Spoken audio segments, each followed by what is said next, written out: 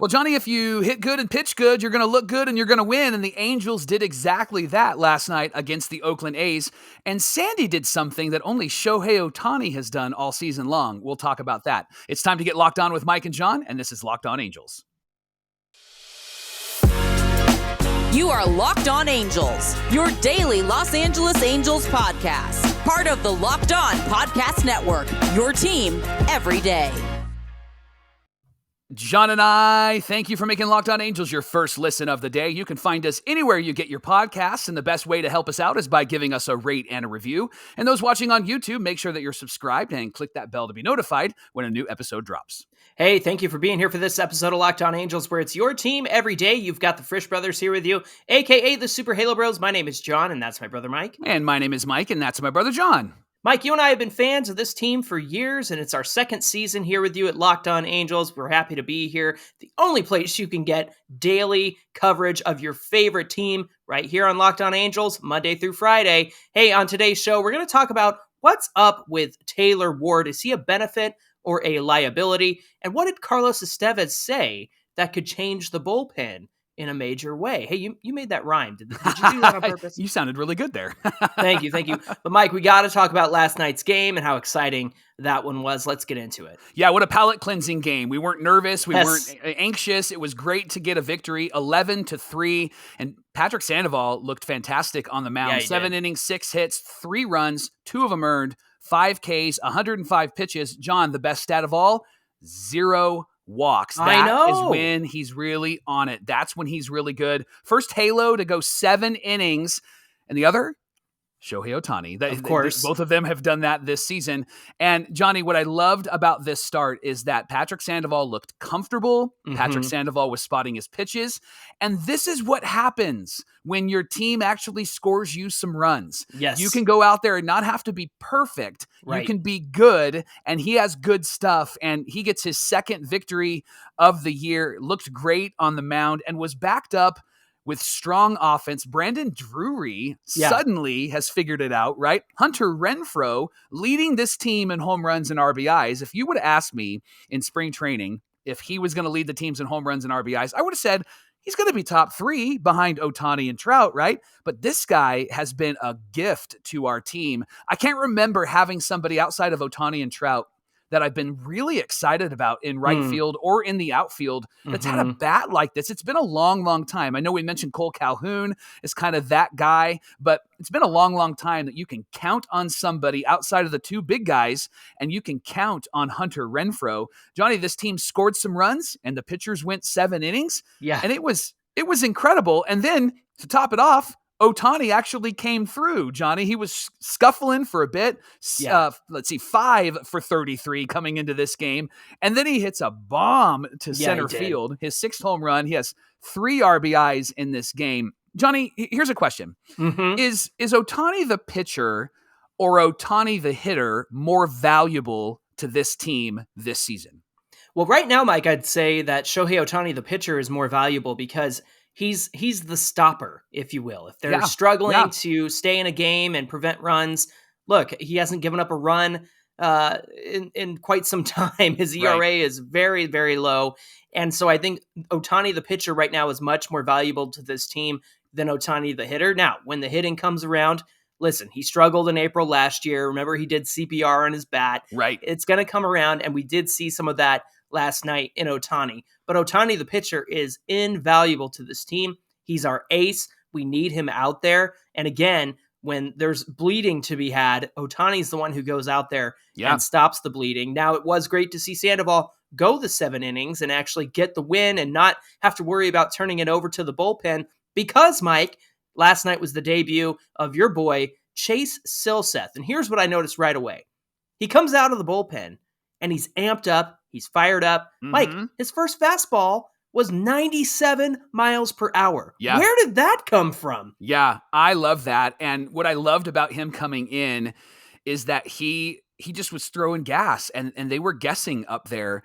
And I wonder, John, I know that he's a starter, and I know that he is somebody that could really be a great starter for us, but I wonder if this might be the role that keeps him in the major leagues this season. I wonder if this is the thing that he does that really helps this team. He reminded me last night of another guy who was a starter in the minor leagues and then came up and ended up being a key bullpen guy for the Angels in the early 2000s, especially in the 02 season. You know what I'm talking about, Johnny? Who would it be, Mike? I'm talking about Scott Shields, Johnny. Hey. I mean, that's what I felt last night when Chase Silseth came in. Now, to be clear, I think he really is a great starter, and I think that he should be a great starter, especially with Jose Suarez struggling. But maybe in the role that he's playing right now, as they try to figure out what to do with Suarez, maybe this role is perfect for him. And then if they need to swap him, maybe they swap him. But I loved seeing him on this roster and in the game last night. The last time you and I spoke about Chase Silseth was a Fan Mail Friday question asking when and what else does he have to do to be called up. Yeah. And the last time we talked about him, he was topping out at 94 in AAA. AAA has StatCast data now. Yeah. And he was topping out at 94.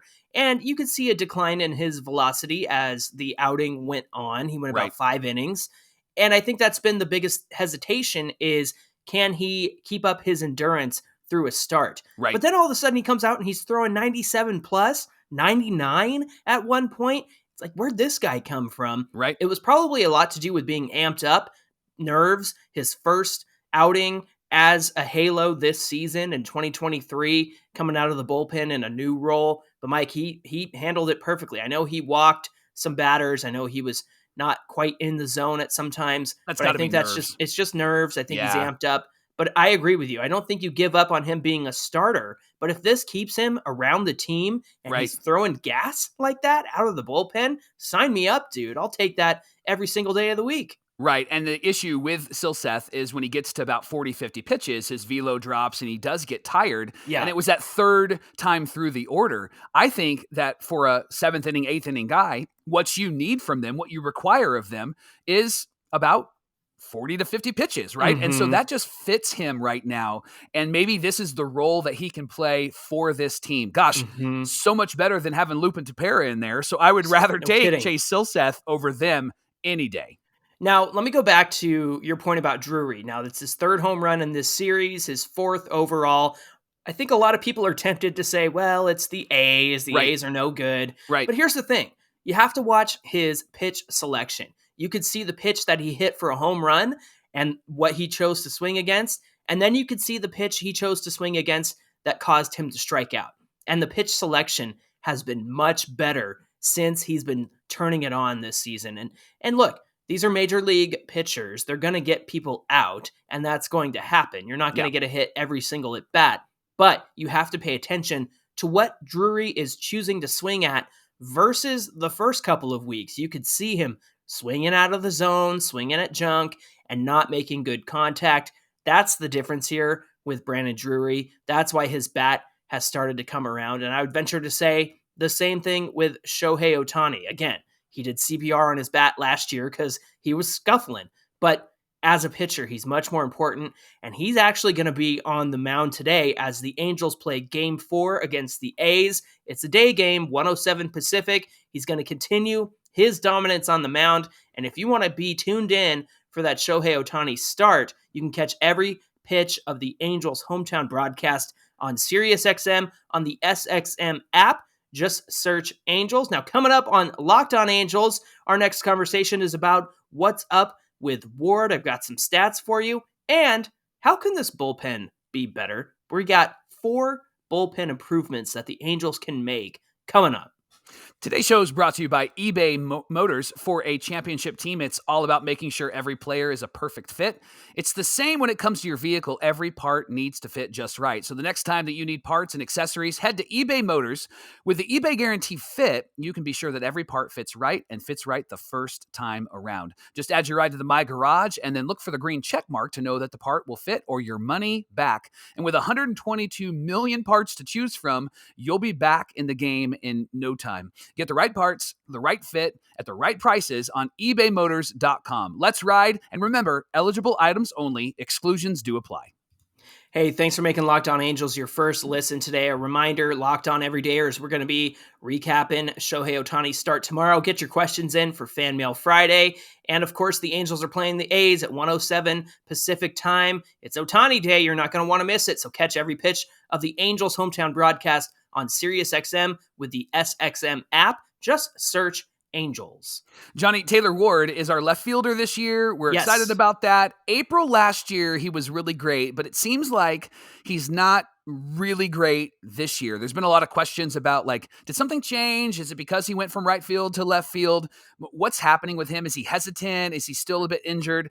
You actually did a deep dive into some of the stats, which I love, and I haven't seen these yet, so I'm going to listen to you, and I'm going to respond along with the listeners and viewers. So, Johnny, take it away. All right, buckle up, nerds, because it's time to get into the stats. I'm part of the nerds, too, so I'm calling myself a nerd here. Mike, there were some questions about Taylor Ward and why he hasn't quite been the all-star caliber potential guy that he was starting last season.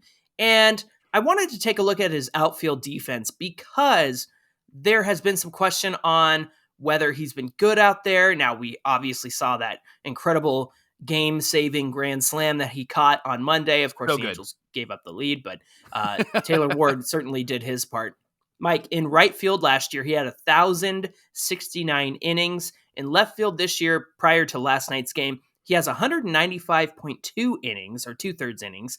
So keep in mind, this is a very small sample size compared to last year. Yeah. He's got a full season to go in left field. Now, there is a stat called RRAM, and just to make it simple, think about outfield arm runs saved above average. So this is essentially how good is he at throwing from the outfield, and how good is his throwing arm in preventing runs. Okay. So this is outfield arm runs saved above average. So think league average. In 2022 in right field, he had -3 runs saved, which is under league average. This year in left field, he's got -1 runs saved under league average. Now, that jumps out to me because right field's a little bit more difficult to play, and you could see why they have somebody like Hunter Renfroe and his strong arm out there.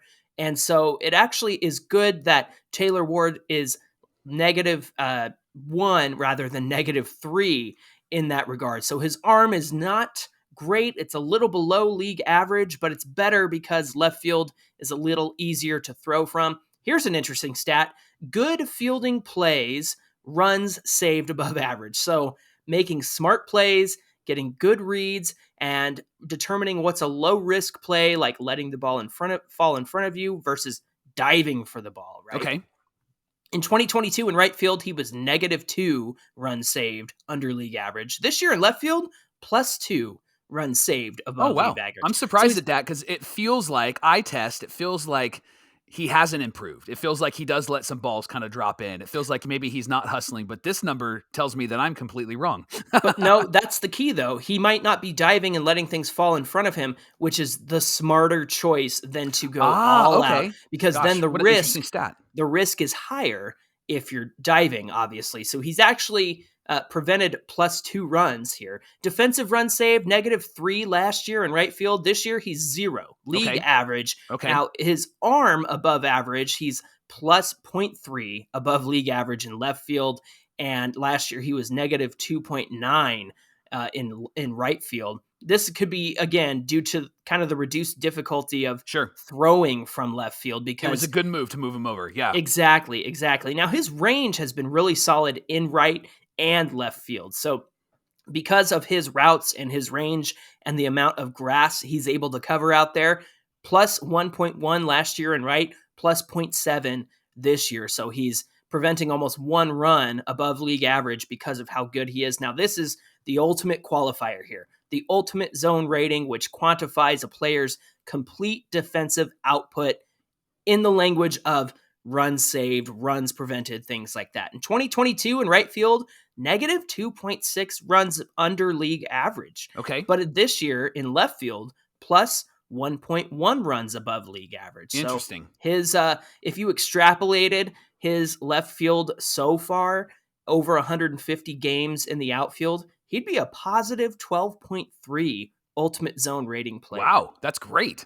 Wow, that's So really great. all this to say that Taylor Ward is adjusting to left field, and he would actually be on pace to outperform his defensive output in right last year. Yeah, Now, it looks like it it. comes with an adjustment period. Last year, we saw him almost collide with Mike Trout a couple of times. He was being super aggressive. Trout had to remind him, hey, dude, I'm the quarterback here. If I call you Yeah, off, yeah. it's my ball. And And I'm going to kill you if I hit you. right. And we saw that again with Trout and Ward in left field. We Yeah. actually saw him collide with Brett Phillips when Phillips was playing center field. It nearly cleated him the other day. But again, it's just a matter of the learning curve for Okay. Taylor Ward. So he's got some work to do. Now, as far as the hitting goes, that's the big question here. Right, right. And I have broken it down to 3 things, which Taylor Ward's results so far have to do with pitch selection, what he's swinging at, and the counts he's found himself in so far. Listen to this.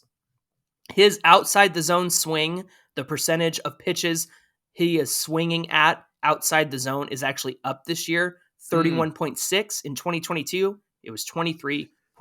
It does feel like that. Yeah, especially with those pitches that are low and away. I see him swinging at that a whole lot. And then the low and in pitches, you see him swinging over that a lot. Absolutely. Now, he's still making contact outside the zone around 65% of the time, Okay. which actually has led to more opposite field hitting. It was 29% right now. Last year, it was 23.9%. And that actually is up around the league. I was reading a stat earlier yesterday, and they were saying that a lot of batters are going opposite field because the shift is not implemented anymore. And so they're finding a hit pretty much all over the field, which I think is really great for baseball. But for Taylor Ward, I think that's when he's really going to thrive, when he's hitting that right center gap, right? And then you have that low home run porch with the wall. I think that's a great place for him to try to aim for. Now, it's caused more soft contact from Taylor Ward because he's going the opposite way. It's less pulling and less power. When he's pulling the ball, he's hitting. No, he's getting it over there. It's just that he's hitting it softer. And that's led to an increased ground ball percentage of 44.9 in 2023. Mike, that was 35% last year. Oh, wow. Almost a 10% jump. Okay.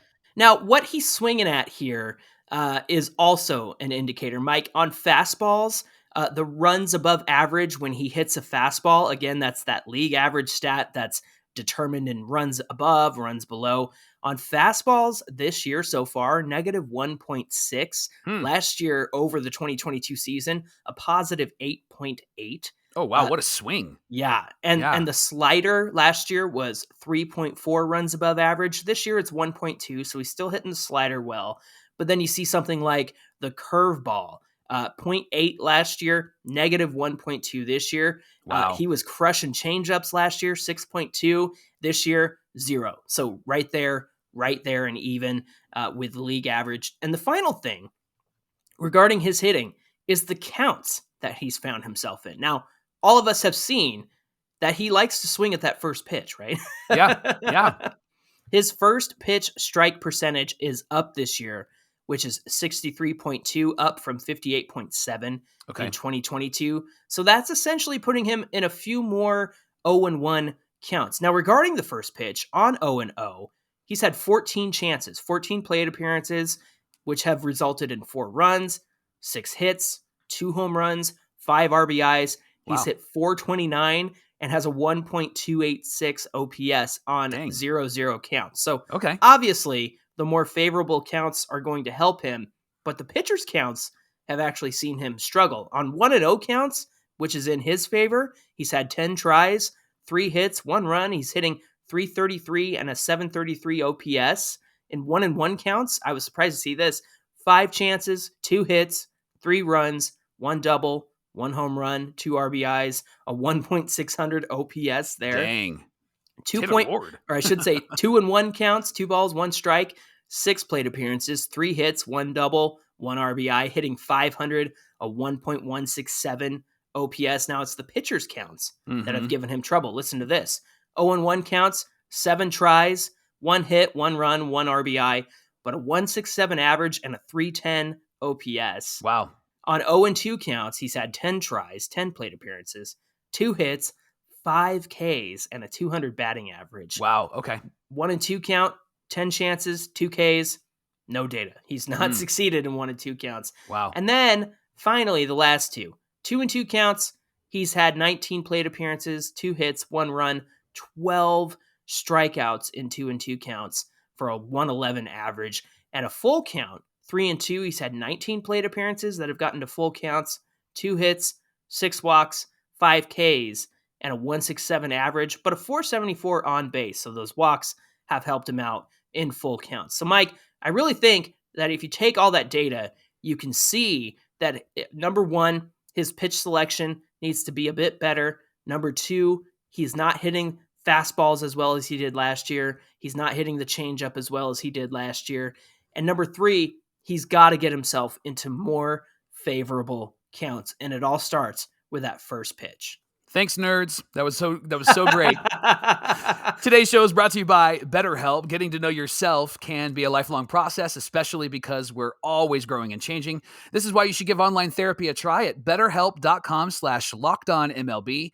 Therapy is all about deepening your self-awareness and understanding, because sometimes we don't know what we don't know, and we don't know why we react the way that we do until we talk through things. So BetterHelp actually is helpful to you. It connects you with a licensed therapist who can take you on a journey of self-discovery from where you are to wherever you want to be. It's helpful for learning positive coping skills, setting boundaries, empowering you to be the best version of yourself. And it isn't just for those who've experienced major trauma. It is for everybody. So if you're thinking about starting therapy, give BetterHelp a try. It's entirely online, designed to be convenient and flexible and suited for your schedule. Just fill out a brief questionnaire to get matched with a licensed therapist, and you can switch therapists at any time for no additional charge. Discover your potential with BetterHelp. Visit BetterHelp.com/LockedOnMLB today, and you'll get 10% off your first month. That's BetterHelp, HELP.com/LockedOnMLB. All right, Mike, you and I have a few ideas on how to get this bullpen right. We've got 4 specific ways to do this. And you actually had a quote from an article that mentioned Carlos Estevez and what he said to Phil Nevin. Why don't you share that? Yeah, this is the first way that I think the bullpen can actually improve. Estevez actually approached Phil Nevin, and he said, I want to pitch in certain situations. Remember, he was out a few games ago because of usage, and it cost the Halos a win. Right. So he actually approached Phil Nevin, and I love this. And he said, I'm going to let you know before the game if I need a day. Yeah. I'm going to communicate that to you, which I love. And Nevin said he wanted to protect him for the long haul because of what happened to the bullpen last year. And if you read Jeff Fletcher's article recently out of the OC Register, he had a great article about how April, the Angels bullpen was great. And then May, they completely fell apart, and we saw it fall apart.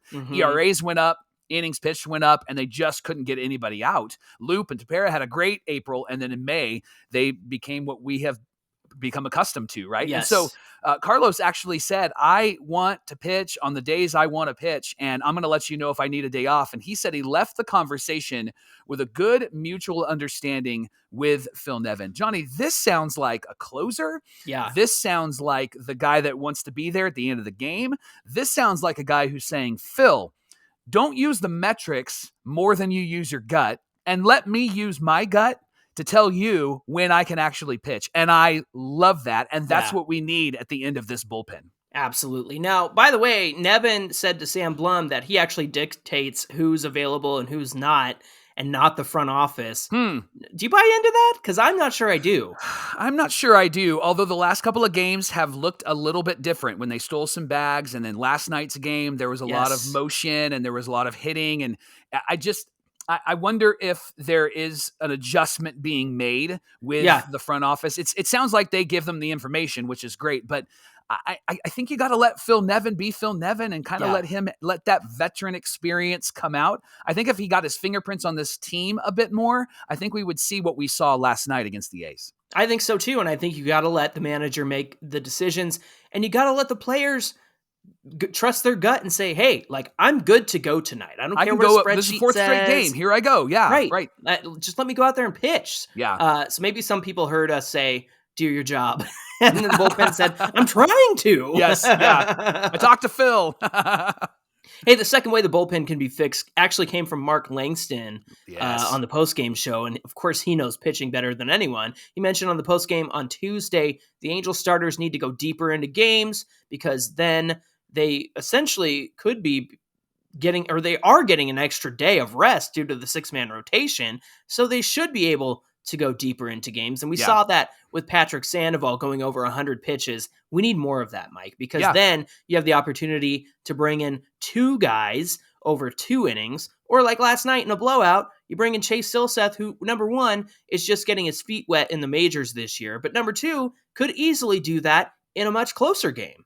Yeah. And then the third way that you can fix this bullpen is offensively. And what's great is we saw both of what you just talked about and what I'm going to talk about happen last night against the A's. You can actually help the bullpen by scoring runs and allowing the starters to stay in there a bit longer and not to be worried about being so perfect and so fine. John, after Tuesday night's game, before Wednesday night's game, 18 of the 24 Angel games have been decided by 3 runs or less.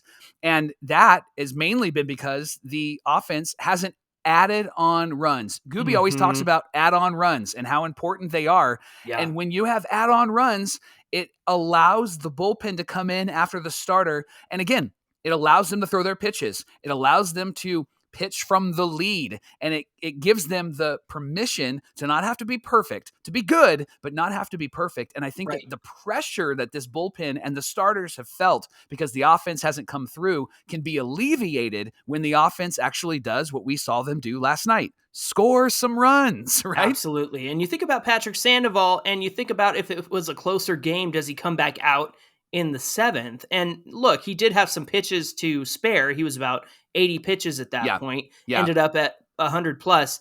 And I kind of think that maybe you start the inning with him and then go to somebody else. But at the end of the day, he got to finish that inning because the run differential was so big, because the lead was so big. And I know they added on even after that, which was great. Now, the fourth way, Mike, obviously another example here is to go to the minor leagues. You've got guys in AA and AAA that can be options for better and not worse. They're better options. Right. And you see that with like Chase Silseth being flexible in the way that you're able to use a guy from a starter to a reliever. And listen, you can't hang on to guys because you're out of options. Yeah.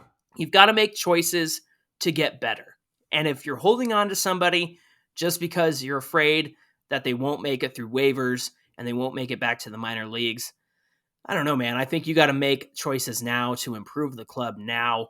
And just because somebody's out of options, you can't tie your hands to that. You really have to go out there and make the choices that you need to make, like bringing up Chase Silseth. Now, I know he replaced Austin Warren because he's hurt, but at the same time, there's a lot of guys here who are out of options, and some of them have contracts. Some of them are just kind of sitting on the bench, Aaron Loop. And I really love what they decided to do with Chase Silseth. They've got to reach in to the minor league depths and pull some of these guys up that can make an impact on the big club. And we recapped the game and we talked about Taylor Ward, and those are the 4 ways that we can improve this bullpen. And this is why you make Locked On Angels your first listen of the day. Now, I know that we're excited about the game today. They're playing the Oakland A's and Shohei Ohtani is on the mound. So don't miss that game, especially Shohei Ohtani's next start. And you can catch every pitch of the Angels hometown broadcast on Sirius XM with the SXM app. Just search Angels. Hey, be sure to give us a follow at Locked On Angels on Twitter and at Super Halo Bros on Twitter and Instagram. You're going to want to do that because it's Fan Mail Friday. Of course, we're going to recap today's game on tomorrow's show in segment 1, and then we'll have 2 segments of your questions and comments. You can reach out to us on social media. Mike, they can even give us a call if they'd like, right? Yeah, we'd love to hear from you. 714-409-6396. Leave us a voicemail if you want to leave us maybe a 30-second to 60-second voicemail. Super helpful for us, and then we can throw it on the air, and then we can answer your question. If you have thoughts, you have questions, you have comments, we would love to hear from you. So get at us for Fan Mail Friday tomorrow on Locked On Angels. All right, friends, let's go out there and get a win, Halos, and we'll see you right back here tomorrow. Until then, my name is John, and that's my brother Mike. And my name is Mike, and that's my brother John. That's going to do it for this episode of Locked On Angels, and we'll see you back here for Fan Mail Friday.